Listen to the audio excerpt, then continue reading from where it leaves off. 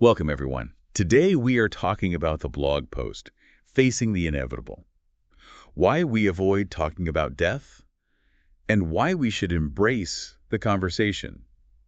I don't know about you, but it feels like one of those topics that's just a little awkward. It is interesting, isn't it? I mean, death is universal. It's the one thing we all have in common, but we just don't really talk about it. Yeah, it's almost like this big elephant in the room. For me, thinking about this whole thing kind of came out of the blue. I was hanging out with my parents a while back, and we were going through, those old family photo albums, the kind where the pages are all stuck together. Oh, yeah. And we're looking at these pictures, laughing at, the crazy clothes from like the 80s. And then we came across a picture of my grandmother who passed away a few years ago. And it just got quiet for a second. But then my dad, he just starts chuckling, goes, "Oh, your mom would have absolutely hated that, huh?" And it was like, just like that, the mood shifted. That's really interesting how these simple little memories can kind of open up a whole new space, you know? Exactly. And from that one little comment, we just started talking about her wishes, things we remembered, things we weren't really sure about. And it wasn't this heavy, depressing conversation. It was actually kind of nice. We were sharing stories, hearing each other's thoughts. And it made me think about this blog post because it talks about why we shy away from these conversations and why it might be a good idea to actually embrace them. So that's what we want to do today. Explore those reasons why we avoid these conversations and see why they can actually be a good thing for everyone, no matter how old you are. I think one of the biggest points the blog post makes right off the bat is about fear, this deep-seated fear of the unknown. I mean, death is the ultimate mystery, right? There's no coming back to tell the tale. It is, isn't it? That fear of the unknown. Hmm. I think it really gets at this anxiety we have about not existing anymore.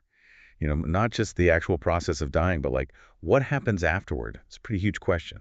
Absolutely. The blog post talks about that the fear of our consciousness ending, all of our experience is just gone. It's a natural human instinct to want to hold on to life, to the things we know.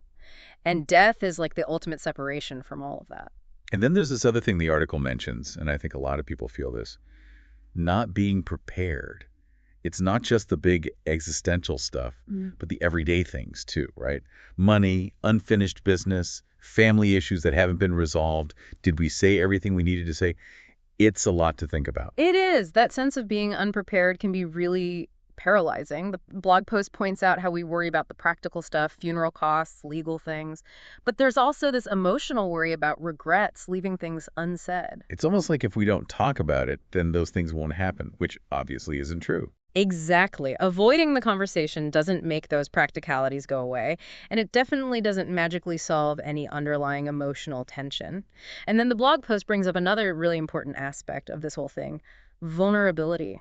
It takes a lot of vulnerability to have these conversations. Talking about death means facing our own mortality, admitting that there will come a time when we need help, when we can't do it all ourselves. Yeah, that's a hard one to admit, isn't it? It can feel like we're somehow weak or failing, even though it's just, well, part of life. It is. And the blog post also talks about how there might be some discomfort around different wishes. We might be hesitant to talk about our own preferences because we don't want to upset our families or create conflict. I think there's also this big part of it that's about wanting to protect the people we love. Like the blog post says, we think that by not talking about death, we're somehow shielding them from pain. Right. It's a really natural instinct to want to protect our loved ones from hard things. But like the blog post says, sometimes avoiding those conversations actually makes things harder in the long run, can lead to more stress and uncertainty down the road. But then, this is where the article gets really interesting because it switches gears and starts talking about all the reasons why we should be having these conversations. And the first thing it brings up is peace of mind, which is kind of unexpected. Yeah, it is. And I think the insight here is that actually confronting something we're scared of can make us less anxious. The blog post talks about how being open lets us express our wishes so we know things will be handled the way we want them to be. Imagine the relief of knowing your family won't have to make those decisions when they're already grieving. It's true. There's an example in the blog post about a family going through a loss. And you can just imagine how much harder it is if they have no idea what their loved one wanted. It's like adding another layer of difficulty to an already painful situation. Absolutely. Having these conversations beforehand can give everyone a sense of clarity and peace of mind during a really tough time. The next benefit the blog post talks about actually reminds me of what you were saying about your parents and the photo album, deeper connections. Right. That sense of closeness that came from that conversation. Hmm. The article talks about how these conversations can lead to a deeper understanding between people, more emotional intimacy, and even conversations about our values and what we want to leave behind. It's not just about the logistics of death, it's about reflecting on life. Exactly. It's about sharing what matters most to us, what we value in life, and what we hope our legacy will be. These conversations can really strengthen our relationships with the people we care about most. And then, of course, there are the practical benefits. Yeah. The blog post mentions things like funeral arrangements, finances, and healthcare decisions. It's not exactly a lighthearted dinner conversation, but it's so important. It is. It can really make things easier for our families later on. They won't have to figure out complicated paperwork or try to guess what we would have wanted. It's a huge weight off their shoulder. Right. They can focus on supporting each other and grieving without all that extra stress. And then the last point the blog post makes is about emotional preparedness and peace, which at first I wasn't sure I understood. I get that. It seems counterintuitive, right? How can thinking about death bring us peace?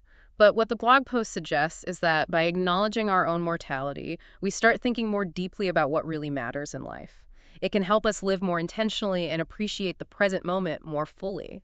So it's like by facing the fact that our time here is limited, we actually start to value it more.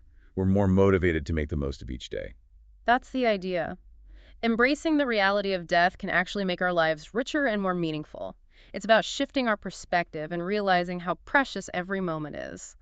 So this blog post, Facing the Inevitable, really makes a strong case for having these conversations.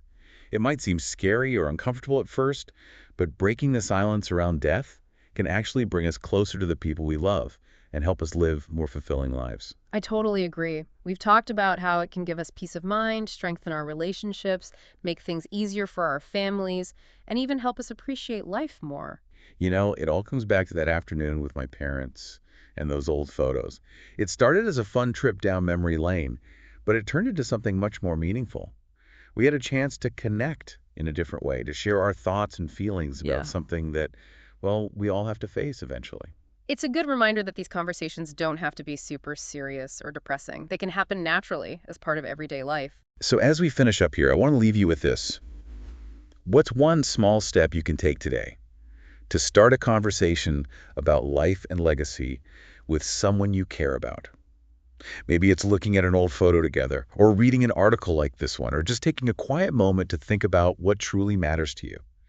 Share those thoughts with someone. You might be surprised at how powerful that simple act can be. It's definitely worth thinking about. Thanks for joining us today. It's been a pleasure. We'll be back next time with another thought-provoking exploration of a topic that matters.